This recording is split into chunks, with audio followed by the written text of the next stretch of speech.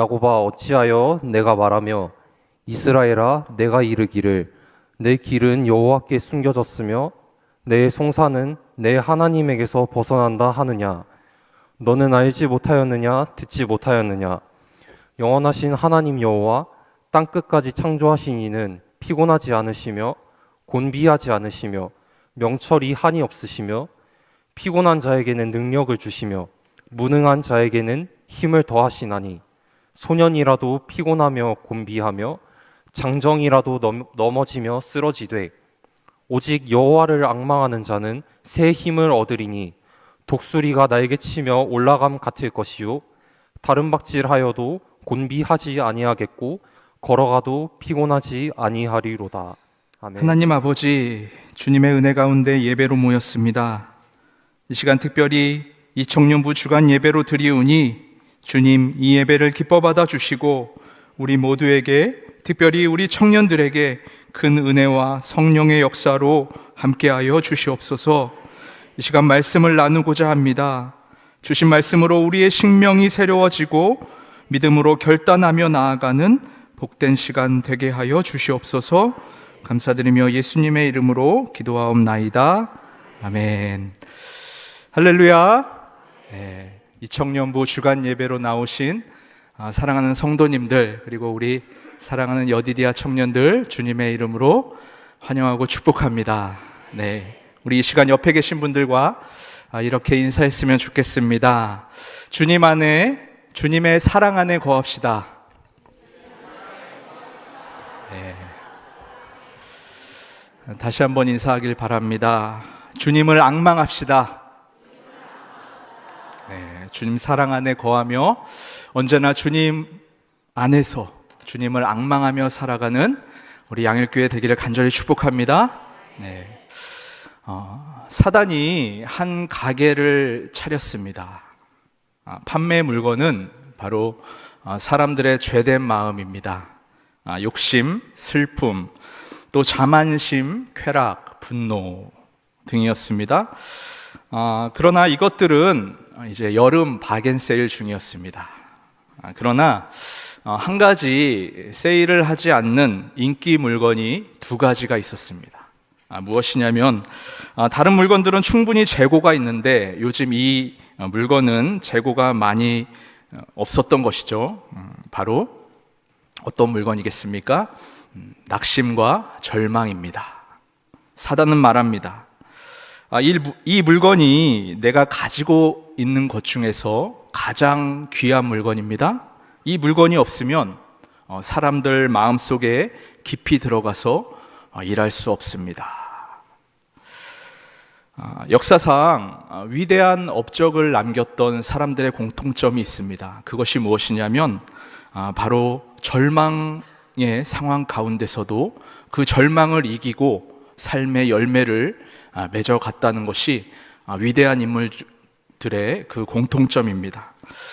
존 버녀는 철로 역정을 집필했는데 바로 얼음장 같은 감옥 속에서 이 책을 집필했고, 또 파스테르는 질병에 대한 면역 체계를 개발할 때에 반신불수 상태에서 이 면역체를 개발했습니다. 그리고 프란시스 파크맨은 미국사라는 20권의 대작을 만들 때에 시력이 약해 있을 때 이 책을 집필했다라는 것이죠. 그리고 축음기를 발명한 에디슨은 청각 장애 상태로 개발했고, 또 영국 최고의 시인으로 칭송받고 있는 밀턴은 시각 장애인입니다. 덴마크의 실존주의 철학자이자 신학자인 키에르 케고르는 절망에 대해 이렇게 얘기하고 있습니다. 절망은 죽음에 이르는 질병이다. 이 질병은 영원한 죽음이며 죽고 싶어도 죽을 수 없는 질병이다. 오늘 말씀의 1차 수신자인 이스라엘 백성들은 이스라엘 역사상 가장 절망의 시기였던 바벨론 포로를 살아가고 있었습니다. 오늘 본문 27절에 이 이스라엘 백성들은 절망의 상황에서 하나님을 이렇게 원망하고 있습니다. 27절 말씀 우리 같이 한번 다시 읽어보겠습니다. 시작. 이스라엘아 내게 이르기를 내 길은 여호와께 숨겨졌으며 내 송사는 하나님에게서 벗어난다 하느냐. 여러분, 이 구절을 현대화 성경으로 번역하면 이렇습니다. 이스라엘아 어째서 너는 여호와께서 내 고통을 보지 않으며 내가 원통한 일을 당해도 무관심하다고 불평하느냐. 그렇습니다. 그들의 삶이 그랬다는 것이죠. 암울한 현실 그 자체였습니다. 고국은 불에 타 완전히 멸망당했고 그들은 타국에서 포로 생활을 하고 있는 상황입니다. 더욱더 강해가는 바벨론을 보면 구원의 여망 전혀 보이지 않습니다. 끝없는 어두운 터널을 걸어가는 그들의 삶이었습니다. 아무리 하나님께 부르짖어도 이런 현실이 결코 바뀌지 않았습니다. 마치 하나님은 처음부터 없는 것처럼, 아마도 하나님이 완전히 자신들을 버린 것처럼 그렇게 느끼며 그들은 타향살이를 살아가고 있었습니다. 이런 상황을 잘 표현해주고 있는 말씀이 시편 44편에 있습니다. 다시 같이 한번 읽어보겠습니다. 시작. 우리가 종일 주를 위하여 죽임을 당하며 도살할 양같이 여김을 받았나이다. 주여께서서 어찌하여 주무시나이까?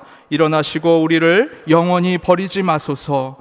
어찌하여 주의 얼굴을 가리시고 우리의 고난과 압제를 잊으시나이까? 우리 영혼은 진토 속에 파묻히고 우리 몸은 땅에 붙었나이다. 오랜 시간 포로 생활로 지친 그들은 이처럼 하나님을 향해 원망하며 이제 하나님을 버리고 나는 바벨론 신을 섬기겠다. 이제 하나님을 버리고 언약 선민을 버리고 바벨론 신으로 살겠다라고 세상으로 나아간 사람들이 분명 많았을 것입니다. 저는 유튜브에서 새롭게 하소서를 가끔 봅니다. 볼 때마다 참 은혜를 많이 받는 것 같은데요. 얼마 전에 온누리교회를 오랫동안 심우하시고 1516 교회라는 그 교회를 개척한 이상준 목사님 편을 저는 보게 되었습니다.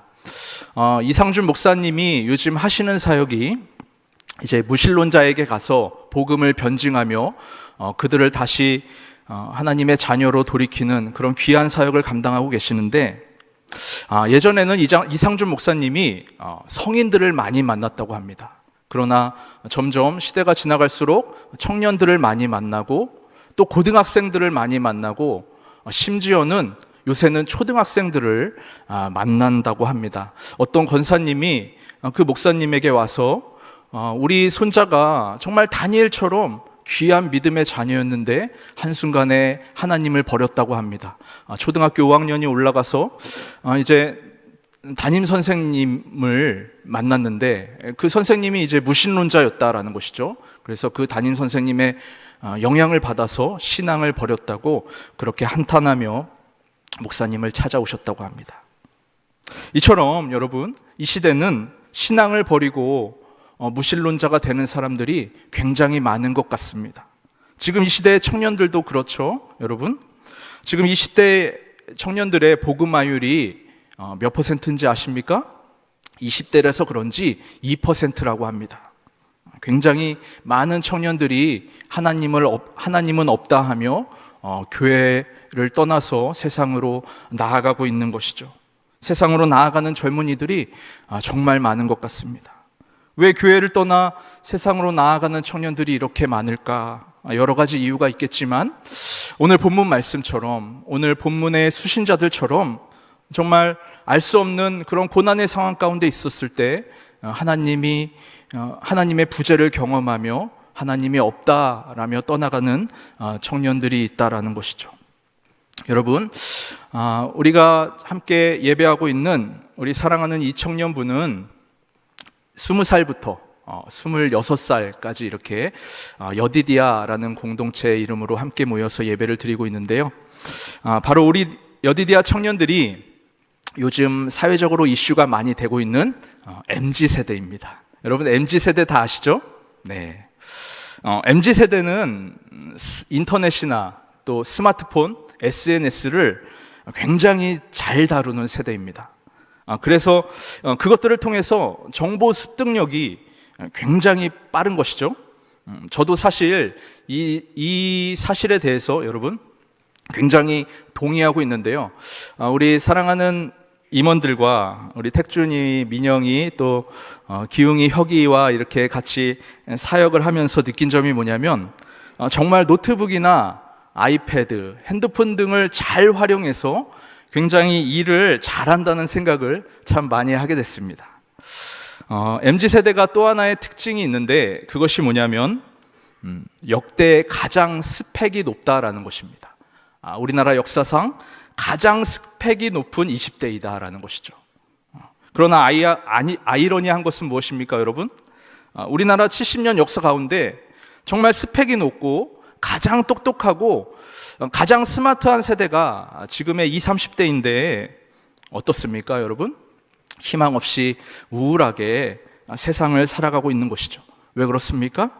그 스펙을 제대로 활용할 수 있는 일자리가 없기 때문인 것입니다. 열심히 살아가야 할 동기부여가 없는 것이죠. 능력은 너무나도 좋은데 그것을 잘 사용할 수 있는 그런 일자리가 없기에 그냥 단순한 알바를 하고 또 자신의 능력에 비해 너무나 부당한 대우를 받고 수준이 굉장히 낮은 단순 노동직을 하기에 MZ세대들이 취업을 한다 해도 금방 이직하고 또 퇴사를 하는 경우가 많다고 합니다. 그래서 우리 사랑하는 MZ세대들이 대부분의 열심히 삶을 살아갈 소망이 없어서 어떻습니까? 지금 현실의 낭만 누리자며 욜로족이나 캠핑족들이 많이 늘어나고 있는 것이죠. 심각한 시대적, 사회적 문제인 것 같습니다. 여러분, 우리 기성세대들이 더욱더 청년을 위해서 기도해주고 당연한 얘기지만 청년을 위해서 더욱 위로해주고 힘을 실어주고 무엇보다도 열심히 삶을 살아가야 할 그 동기부여와 길을 열어줘야 될 줄 믿습니다. 네. 우리 30절 말씀 우리 같이 읽어보겠는데요. 같이 읽어보겠습니다. 시작. 소년이라도 피곤하며 곤비하며 장정이라도 넘어지되. 네, 할렐루야. 네. 여기서 말하는 소년, 장정이라는 것은 여러분 청년을 말하고 있습니다. 힘있고 강한 사람들을 말하고 있는 것이죠. 그리고 피곤, 곤비, 넘어지며 쓰러지는 것은 좌절과 절망을 말하고 있는 것입니다. 그렇습니다. 아무리 힘이 있고 아무리 강한 자라도 현실이 어려우면, 현실이 절망스러우면 낙심하고 좌절할 수밖에 없다라는 것이죠. 이 말씀은 여러분, 인간은 근본적으로 연약한 존재라는 것을 말해주고 있는 말씀입니다. 아무리 세상에서 힘이 있고 아무리 강한 자라도 여러분 어떻습니까? 근본적으로 인간은 약한 피조물에 불과하다라는 것이죠. 세상에 아무리 부가 있고 권력이 있고 건강과 지혜가 있어도 여러분, 인간은 결코 하나님이 아니기에 불완전하고 나약한 그저 피조물일 뿐이라는 것을 말해주고 있는 말씀입니다. 그렇게 여러분, 시련이 오고 삶의 풍파가 오면 낙심하고 좌절할 수밖에 없는 것이 우리의 실존이라는 것이죠. 우리 인간이 그렇다는 것입니다. 오늘 본문 위에 있는 40장 6절에서 8절 말씀에 이런 말씀이 있는데 우리 같이 한번 읽어보겠습니다. 시작. 말하는 자여 소리여 이르되 외치라. 대답하되 내가 무엇이라 외치리이까 하니 이르되 모든 육체는 풀이요 그의 모든 아름다움은 들의 꽃과 같으니 풀은 마르고 꽃이 시듬은 여호와의 기운이 그 위에 불미라. 이 백성이 실로 풀이로다. 풀은 마르고 꽃은 시드나 우리 하나님의 말씀은 영원히 서리라 하라. 아멘. 그렇습니다. 이 말씀처럼 세상의 모든 것들은 풀과 같습니다. 꽃과 같이 쓰러지고 마르고 시듭니다. 모든 것이 변하고 모든 것이 일시적이라는 것이죠. 꿈과 같이 없어집니다. 솔로몬이 말했습니다. 바람을 잡는 것이라고, 모든 것은 바람을 잡는 것이다 라고 세상을 말했다라는 것이죠. 그래서 사람을 의지하고 시시각각 변하는 세상의 상황과 현실에 우리가 눈을 맞추면 당연히 낙심되고 절망할 수밖에 없는 것이죠. 여러분, 요즘 또 유가가 날개 돋친 듯 치솟고 있습니다. 유가가 올라간다는 것은 물가가 올라간다는 것을 뜻하고 시민 경제가 힘들어진다는 것을 의미하는 것이죠. 지난주에 제 둘째 아들이 생일이라서 이제 뭐를 먹고 싶냐라고 그랬더니 짬뽕이 먹고 싶다고 네, 그렇게 말했습니다. 그래서 이제 나가기 귀찮다고 집에서 먹고 싶다고 그래서 짬뽕 하나랑 또 간짜장 하나랑 아내랑 저랑 이제 나눠 먹을 이제 짜장면 곱빼기 하나 이렇게 3개를 시켰습니다. 그런데 여러분, 이 이야기를 왜 하느냐? 제가 이제 주문서를 영수증을 받고 새삼 물가가 오른 건 알았지만 새삼 놀랐습니다. 거의 3만 원 돈이 되는 그런 금액을 지불했는데요. 그러면서 저는 영수증을 딱 받으면서 생각이 들더라고요. 이 돈이면 몇 년 전이면 여기서 탕수육 하나가 더 추가될 텐데 라는 그런 생각을 했습니다. 여러분 어떻습니까? 요즘 탕수육을 시키면 금방 6만 원, 7만 원이 되죠. 이처럼 물가가 참 많이 올랐습니다. 그래서 저는 한 가지 성경 말씀이 생각났습니다. 한 데나리온의 밀 한 대요, 한 데나리온의 보리 석 대로다 라는 시대가 점점 오는 것 같은가, 저는 그런 생각을 해보았습니다. 지금 이 시대가 정말 정치적으로, 경제적으로, 사회적으로 환란의 시대이고 또 기후 문제도 굉장히 심각하고 환경오염도 심각한 마지막 때를 달리는 시대인 것 같습니다. 이런 힘든 현실을 바라보고 이런 힘든 상황을 바라보면 당연히 우리 마음이 무너지는 것이죠. 낙심되고 절망할 수밖에 없는 것이 우리 인간의 당연한 연약함이라는 것입니다. 그럼 사랑하는 여러분, 이런 절망하는 상황 속에서, 이런 낙심되는 상황 속에서 우리가 그리스도인인데 어떻게 살아야 하겠습니까? 여러분, 예수님이 오셔서 이 땅에 많은 기적을 행하셨습니다. 유명한 기적 중에 하나가 바로 무리를 걷는 기적입니다. 그러나 예수님만 무리를 걸으신 것이 아니죠. 또 사람 중에 누가 걸었습니까? 네, 맞습니다. 수제자 베드로가 무리를 걸었습니다. 여러분, 베드로가 무리를 걸을 수 있었던 이유가 무엇입니까? 베드로 스스로의 능력입니까? 아닌 것이죠. 하나님의 능력을 그 순간 덧입었기에 베드로는 무리를 걸을 수 있었다라는 것이죠. 인간임에도 불구하고 그렇게 초월적인 행동을 할 수 있었다라는 것이죠.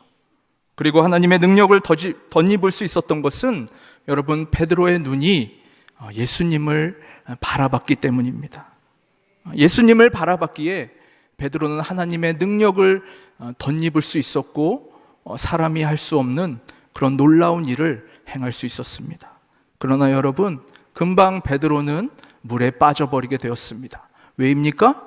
하나님을 바라보던, 주님을 바라보던, 주님께 초점을 맞추던 그 눈이 한순간 세상의 절망스러운, 세상의 어려운 상황, 바로 크게 불어닥치는 바람을 의식했기 때문인 것이죠. 바람을 바라보자 바로 그 순간 물속에 빠져버리게 되었습니다. 여러분, 이 사건 그냥 기적 사건이 아닙니다.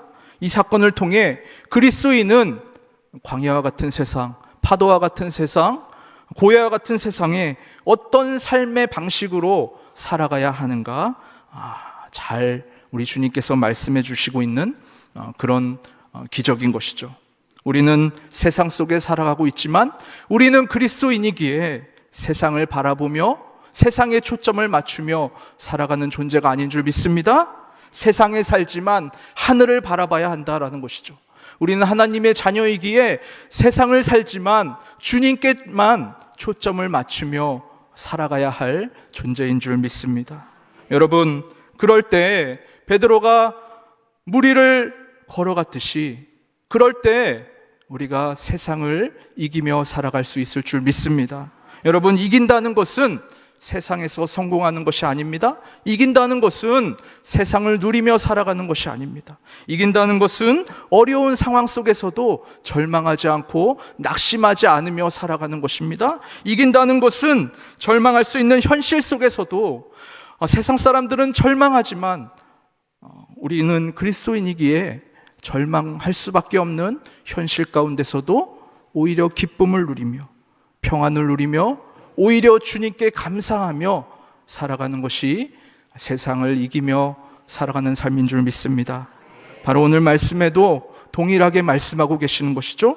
너희는 풀과 꽃과 같은 나약한 인생을 의지하지 말라. 한순간에 없어질 세상 것들을 의지하지 말라.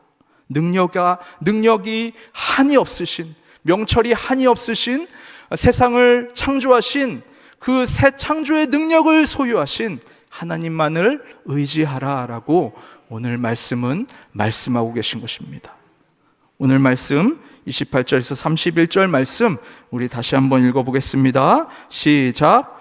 피곤한 자에게는 능력을 주시며 무능한 자에게는 힘을 더하시나니 소년이라도 피곤하며 곤비하며 장정이라도 넘어지며 쓰러지되 오직 여호와를 앙망하는 자는 새 힘을 얻으리니 독수리가 날개치며 올라감 같을 것이요 다른 박질하여도 곤비하지 아니하겠고 걸어가도 피곤하지 아니하리로다. 그렇습니다. 너희는 썩어질 세상을 바라보지 말고 하나님을 앙망하는 삶을 살아야 한다라고 말씀하고 계시는 것이죠. 그럼 여러분, 결론적으로 하나님을 앙망하며 살아가는 것, 구체적 어떤 믿음의 태도일까요? 하나님을 앙망하며 살아가는 것? 여러분, 앙망이라는 단어는 사전적인 의미가 이렇습니다. 앙망이라는 단어의 사전적인 의미는 자기의 요구나 희망이 실현되기를 바란다. 자기의 요구나 희망이 실현되기를 바란다라는 뜻을 가지고 있는 단어가 바로 앙망입니다. 그러나 성경에서의 앙망은 다른 의미를 가지고 있습니다. 우리말 앙망이라고 번역된 히브리어 카와는 기다린다라는 뜻을 가지고 있는 단어입니다. 어떤 뜻이라고요? 기다린다. 여러분, 누구를 기다리는 것입니까? 무엇을 기다리는 것입니까? 그렇습니다. 하나님의 임재를 기다리며 하나님의 역사의 때를 기다리며 살아가는 것이 바로 여호와를 앙망하는 것입니다. 우리는 나약하고 어리석기에 우리의 앞길이 힘들고 지치면 마음이 조급해지는 것이죠.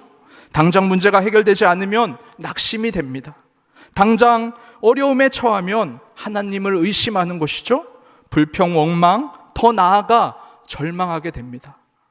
그리고 심지어는 믿음을 잃어버리고 하나님을 떠나는 일도 일어나게 된다는 것이죠. 바로 이 태도를 우리는 경계해야 될 줄 믿습니다.